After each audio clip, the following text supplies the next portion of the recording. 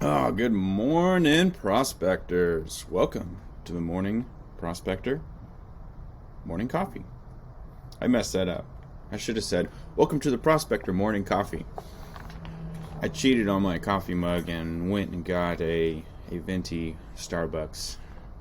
$3.25, same price, same cost as getting access to the prospector database to help you with your cold prospecting email templates. We're the connection between where you generate leads, this is us, the templates, and actually sending out your content. So, sales pitch aside, today we're going to be talking about warming an IP address. And it's important to warm your IP address to improve your sender reputation. Now, we've found SendGrid, which is an email delivery service, and we're going to go through their guide, briefly talk about the different steps of warming an IP address, why it's beneficial, and how you go about doing it. So I'm going to make my big head little head now. Boop. I'm going to move that little guy over here so we're not interfering with the content. So the camera's here, but I'm talking over here, so I apologize if you're going to stare at the good. This is my good side of the face.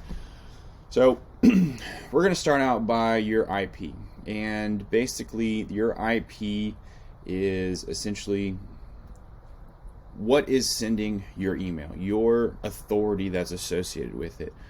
When you're setting up, or like for instance, if you're in Gmail and you're looking at where that email is being sent from, you're establishing a reputation around your IP and the type of reactions that you're getting from your IP.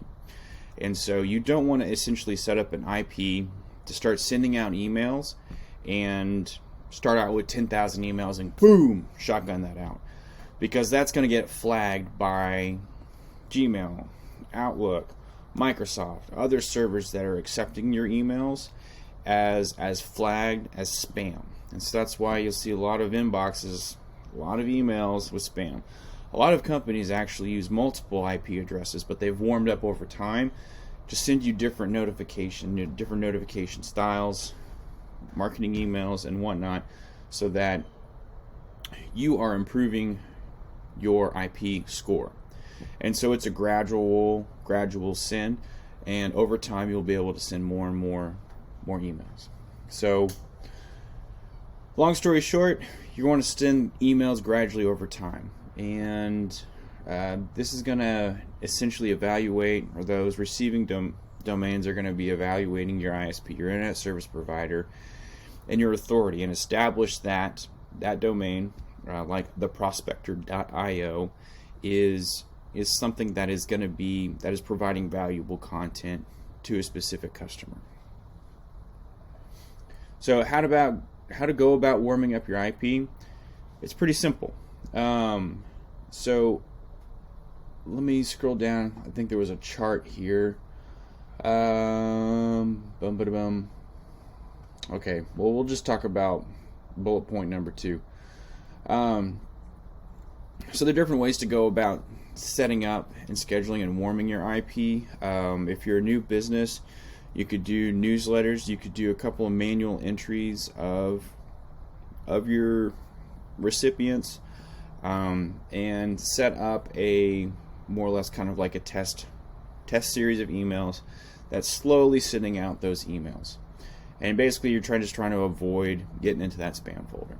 So according to this sample newsletter schedule, so if you want to follow that, if you wanted to go the newsletter route, you could basically start out by sending about 50 emails in your first day, and then increase that over time.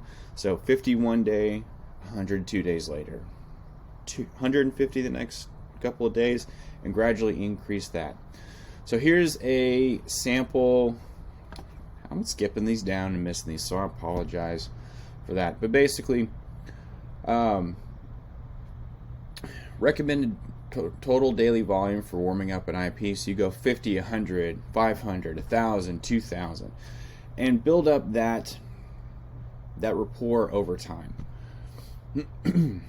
And once you've maxed out If you add on additional IP, you can then start increasing that volume per IP address. So this is a short one. It's a pretty simple concept to grasp.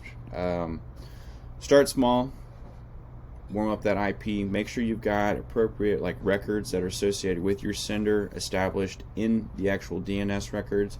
I didn't really touch point on that, but that's just a good idea. Bad thing to do is start rotating your IP addresses. So make sure you've got one established one that you're going to be consistent using. There might be some fluctuations over time, but don't rotate that around, sending out multiple subdomains, because then you're going to get flagged, and it's just going to cause you issues in the long run to kind of pull yourself out. So if you spaced over all of this, take away those 3 bullet points, establish your domain, set up your records, and slowly send your content over time. We're going to link this article actually in our blog post as well, where the morning coffee resides, so you'll get the transcript and you'll also get this link. Go over, might even include a helpful chart if you want to use that.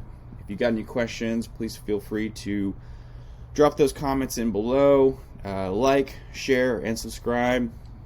We want to hear from you. If there's anything specific about marketing, small business that you're interested in, please let us know. We've got a lot up here that we're trying to get out, and sometimes it doesn't come out all great at once. We are also updating our email creative database, so if you are a marketer and or designer and you're looking to get insights on what other people are sending via emails, prospecting emails, or even creative emails like what is Nike sending, we have that content. We're building out that information. Head on over to theprospector.io and subscribe.